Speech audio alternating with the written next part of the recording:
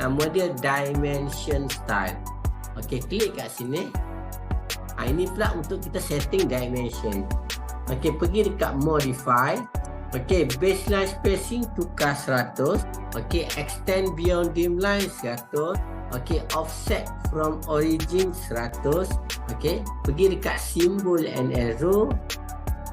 Okey, arrow size 100. Okey, pergi dekat text. Okey, vertical ni tukar kepada above. Okey, offset from dim line 100. Okey, text alignment tukar kepada ISO standard. Okey, pergi dekat primary unit. Precision ni tukar kepada 0. Okey, dah siap. Tekan OK. Set current. Close. Nampak? Okey, dah siap tu. Okey, nampak? Dekat dimension kita tadi. Tadi kan kecil sangat kan? So dia dah update lah. Ikut size. Yang ni bergantung pada size lah. Yang penting tuan tahu yang mana nak setting tadi lah.